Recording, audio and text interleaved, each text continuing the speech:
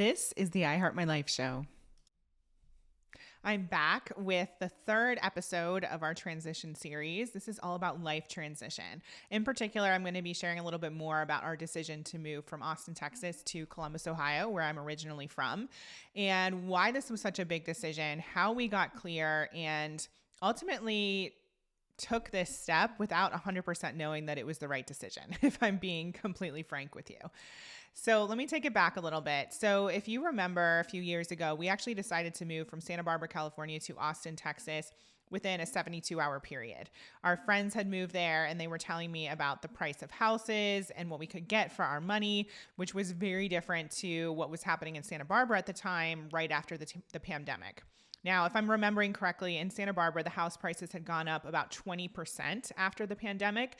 So when I tell you that $1 million got you a shack, that's truly how it was. It was a lot of money, right, to get on the property ladder. And although we absolutely love Santa Barbara, still do, for us, we wanted to be able to invest in property, to get into the market, and to have a bit of a base. So we flew to Austin, Texas, and within 72 hours had put down a deposit on a brand new house.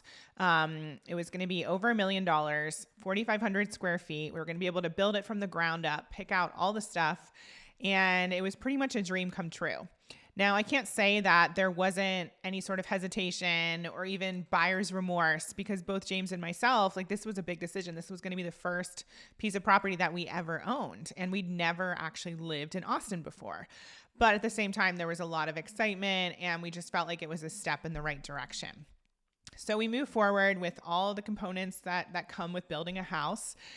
We moved to Austin about 9 months later in an in-between house until ours was ready, and ended up moving in at the beginning of January or the end of January 2022. And this house was definitely our dream house in so many ways. It was beautiful. It was spacious. We had so much fun decorating it, or I guess I should say I had so much fun decorating it. James kind of let me take the reins with that. And we bought our dream furniture, all the stuff. Now, if you haven't listened to part 1 and 2 of this series, I definitely recommend you go back and listen to it, because you'll hear that at the same time, although there was a lot of excitement, we were putting down roots, all that good stuff, there was a lot of upheaval in my business. And a few months later, after moving into this house, ended up finding out I was pregnant, and that's what part 2 is about. So you'll know based on those episodes that although we had this dream house, there was so much that was in transition and so much that was unknown for us. And of course, it was a huge financial commitment to be able to purchase a $1.1 million house right out of the gate was a huge deal, but also it meant there were a lot of running costs, there were a lot of expenses, a lot of things that we were responsible for. And so although the house, like I said, was amazing, there were a lot of things that were challenging at the time. Now, we did have an incredible friend circle. When we moved to Austin, literally we knew, 100 people, and that's not an exaggeration. So it was this immediate circle of incredible, like-minded people, all entrepreneurs, all in the same sort of space, all the same sort of thinking, really expansive, really supportive. The only problem was where our house was located was about 30 minutes from everyone else. 30 minutes from downtown, 30 minutes from Whole Foods, 30 minutes from Target, 30 minutes from all the things. We got an incredible deal on our house because it was the 30 minutes outside of Austin proper. And so what I'm trying to say here is it took a lot of planning and effort to actually see people. Now, 30 minutes doesn't seem like it's that far, right? And if you're in LA or New York, you can go a few blocks and it takes you 30 minutes. But for whatever reason, I guess also because we had a new baby, it seemed like a lot of effort to go the 30 minutes and drive wherever we needed to drive. And there was a lack of convenience because of the area being so up and coming. We didn't have Uber Eats with all the restaurants that we loved, right? There weren't things that were in our local area to support our daily life. And that's one of the things that I first started to pay attention to is although there's a lot of excitement when I build out my dream life and I think about all the things I want to be doing and the people I want to be spending time with, I sometimes forget about what I want my daily life to look like, because after all, your daily life is what's making up the big picture life, the things that you're doing on a regular basis. I remember I shared this in an email recently. I remember one of my coaches, he was talking about actors in particular, and everyone thinks it's so glamorous. And of course, when you make it, it sometimes is. But most of the time, actors are actually preparing to be on set, preparing to be in the movie, preparing to be on the stage. They're not doing that on a regular basis. And so I began to really think about, what am I doing on a regular basis and what do I want my life to look like? And it felt like we were making things a lot harder than they needed to be. Again, we had an incredible group of friends. We had a lot of support in that area, but did we actually see them that much? Not really. And also, when you're friends with entrepreneurs, they are busy. They have a lot going on. They're traveling, they're doing all the things. And that's great. I'm the same way, but it wasn't exactly what we had expected, basically. So I started to pay attention to that. The other thing for me that was an issue was the weather. And I promised to not make this whole episode about the weather, but it is hot in Austin. And I did not realize that I do not like the heat as much as I don't like the heat.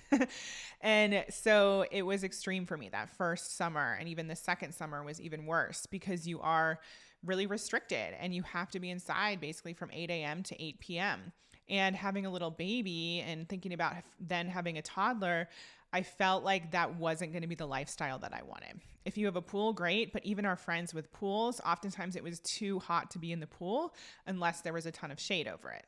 So that was a huge factor for me. I felt really restricted. I felt like we couldn't be outside. It just wasn't the right climate for me. And all in all, like I said, James and I started talking about, okay, well, what would be the right fit for us? What is the right next step? What is the right place? We obviously haven't explored everywhere in the US. We knew we didn't want to go back to California at this time. We couldn't really think about other cities that that were of interest to us, because although we visited a lot of places, we don't know how it is to live somewhere. And whenever we thought about different locations like Nashville, or even if we did go back to California, the one thing that was the missing piece was that we wanted our daughter to grow up around family. And so we started to think about, okay, well, what would it look like to go back to Ohio? And I was really resistant to that, even up until a few months before, because I just felt like I would be reverting. I felt like I'd be going backwards. And so it was this huge sort of identity upheaval for me and confusion around what it would mean if I end up in my hometown. For many of you who have been following me for a long time, you know I always say I'm just a girl from Ohio with really big dreams.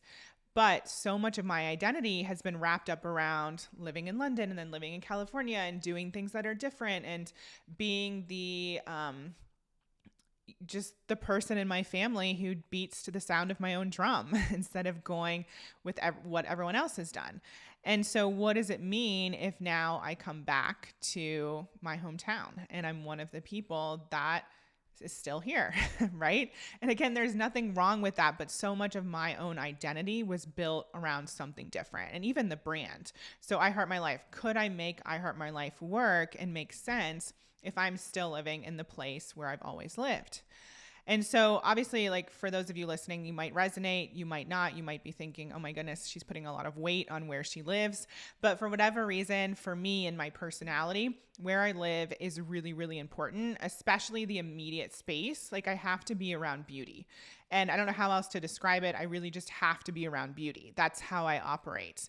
And you could say, well, you need to transform your mindset. You need to be able to be happy anywhere. And that's totally true. But it's not even about happiness. It's about being inspired, being like, yeah, I'm just inspired to create and share and be my best self. And I'm never going to apologize for that. I know what I want to be around and what makes me feel good. So that for me was something to work through, just trying to understand how it would be to be around family all the time. Obviously, there's a lot of pluses, but when you've been away, it's a very different story. You're not necessarily expected to show up for all the things. And sometimes that's a good thing. As much as I love my family, right? Sometimes you don't want to go to all the things.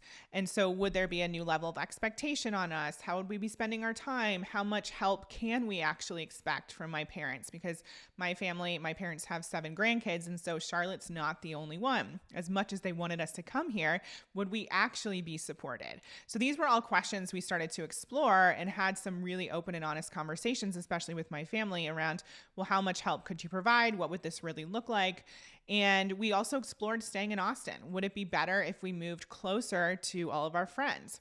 If we, that 30-minute drive, if we could remove that as an issue, would we want to stay in Austin? And ultimately, what we decided is that it wasn't our forever place. And so if we did stay, we'd kind of just be delaying the inevitable, which was a move somewhere else. And at the moment, back in time, I should say, at that time, we didn't know where that somewhere else was except for Columbus, Ohio. So that's a little bit around our decision and what it looked like to kind of process all of this. And ultimately, we decided that moving here had a lot more pros than cons. And so that's what I always like thinking about is like, if I'm looking at both sides of the spectrum, or both decisions, which one has more pros than cons? And it was very clear when we listed that out, because the truth is you might not know 100% how something is going to feel, what it's going to look like, what you're going to experience. I know I felt the exact same way when I moved to London, England, and I actually was talking to my grandpa about it. And he said, well, you're never going to be 100%. You're just going to have to go and see how it feels and see how it works out. And for someone who was very risk averse in many ways, him saying that to me was, the vote of confidence that I needed, that I didn't need to be 100% this second. I could still trust, the 60, 70, 80% of me that's saying, yes, this is the right decision. And then to see how it all turned out and how it felt. And so for us, we're so grateful for the time that we had in Austin. We have so many amazing friends there. Of course, we can go back and visit. There are so many conferences and just exciting things in that city. And in many ways, it's really incredible. It's just not the right fit for us. But the really cool thing that happened because of this experience is because we had our house and we got in at an incredible time, right on like the end of the pandemic before everything went crazy, we were able to have a lot of equity in the house. And so when we sold it, we got a good chunk of money that would help pay off everything, all the debt that we had from that experience in the business, which I described in part 1 of this series. And so it really was a big blessing just to have that. And we did toy with the idea of, well, do we want to keep the house and try and rent it out? But that felt like, don't really want to deal with that in a whole other state. Also, it'd be great to have that money and just pay off as much as we possibly can. And I think all in all, sometimes people put a lot of pressure on themselves to have that investment and to get on the property ladder when actually it might not be the right decision for you in this moment. And that's okay. And so for us, we're really exploring, like, what does the next chapter look like? We think that it's probably owning a home here in Ohio and then being able to travel around the world as we want, making this our base. Because I got to tell you, I've actually moved 14 times in 14 years, which is crazy to say out loud, 14 times in 14 years, because there were some years where I moved twice. I know I was making things harder than they needed to be. Now being in Ohio, and we've had to, set up new businesses, set up new bank accounts, change addresses for everything, all the things. I need room to breathe and to not be moving every few years and to just figure out, at least stay in the same state, basically. If I can do that, I'll be winning. So we've really, we just found a lot of nourishment in being in Ohio. I'll speak for myself. I found a lot of nourishment in Ohio. I feel like we were making things way harder than they needed to be, even with not having things as close, the Targets, the Whole Foods, all the stuff that you need on a daily basis. We are 5 minutes from my parents and they have a pool. So we go there nearly every single day. Charlotte's doing swimming lessons with her cousins. She's taking music classes with them. There were 5 girls born in the span of 13 months in my family. And so there are just tons of little ones her age to, grow close to and to grow up with. And I have to say, one of the things that's really surprised me has just been how healing it's been to be back here. So we went to my parents' house the other day, Charlotte and myself, just to hang out and to play with their toys and get a change of scenery. And I went up to my bedroom, my old childhood bedroom, and I had this wave of emotion rush over me because I was thinking how supportive this space feels, how nurturing this space feels. Whereas in the past, when I went home, it would be like, oh, I don't want to be there. Or you know how you are in your early 20s where you can't wait to have your freedom and get as far as you possibly can from what you've always known. At least that's how I was. But coming back has been this really sort of healing experience. And one of my previous team members and clients, Evelyn, shout out to Evelyn, actually sent me a message about that before we came here after I shared this vulnerable video on Instagram. And she just said, you know what, I think that there's going to be a lot of healing for you in coming back, coming full circle 15 years later after you left. And that's exactly what has happened. So I'm super grateful. Now, like I said, do I feel like I'm going to be here 24/7 all the time? No. And I actually had a spiritual reading with this amazing advisor that I work with here and there. I've worked with her, I don't know, 4 or 5 times over the last 5 years.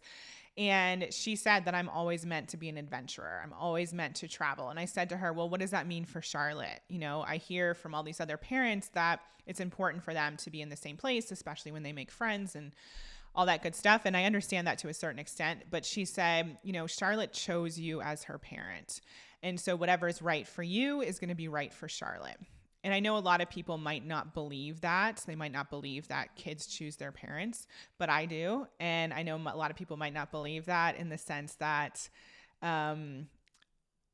you don't want to be selfish as a parent and put your needs before somebody else. But that's not what I'm talking about. I'm talking about living your truth and showing up in a way that's authentic to you, that is you living your fullest life, your fully expressed life. And for me, that always includes travel. That will include being around places that inspire me, get me into a creative mode, allow me to share everything I share with my followers and my community online to inspire them. And I believe that Charlotte chose me for a reason, because that's also part of her destiny and what she's here to experience in the world. And I think it's really important for kids to experience other cultures, to, see more than just their immediate sort of network of friends and family, and to just expand their horizons a bit. So we are planning to continue to travel. We've actually booked pretty much all of October to be in the UK, so Charlotte can be around her other side of her family, and I get to be in London, which is always my joy. And who knows what the future holds, because we're exploring homeschooling and just different ways of doing life. And I just want to encourage everyone, sometimes it feels like things are finite. Sometimes it feels like things are harder than they need to be. I know for us, just moving again and moving to another state, and even the moving cost, it was $15,000 just to move from Austin to Ohio. There's a lot of effort that happens when you're transitioning your life. And I get that. It can feel like a lot, but just tune into what is the right next step for you. Don't be afraid to let something go. When we left that house, I was really sad. Charlotte was born in that house. We built it from the ground up. It's the first thing we ever owned. It felt like, oh my gosh, I worked so hard to get this, and now what do I have to show for it, right? But that's all temporary. You get to decide how you experience life and what happens in the next chapter and what's aligned for you today, because it might be different than what was aligned for you 10 years ago, or even 5 years ago, or even yesterday. So continuing to just ask yourself, what is your truth? What feels really good to you? If you release fear and judgment and don't worry about all that stuff, what decision would you be making? And then just allow yourself to go through that process. So I hope that is helpful. This is the end of the 3-part series on transition. Thank you for being with me along this journey, and for listening or watching and just being a part of me sharing my truth with you. I'm excited to continue to bring you more episodes of the I Heart My Life show, not just with me, but also with some incredible guest experts. So I will look forward to talking to you next time. One more thing before you go. I've created a dream life guide to support you if you're in a transition or just trying to get clear on what it is that you actually want. You have a feeling that you're meant for more, there's something else available for you. This guide will support you in getting that clarity and understanding any of the mindset blocks that may threaten to hold you back, and then get into action to the results that you are craving. So go to emilywilliams.com/guide to get this free guide today, plus a bonus walkthrough where I go through all of my framework and the steps that I take to support women just like you in creating their dream life. So go to emilywilliams.com/guide.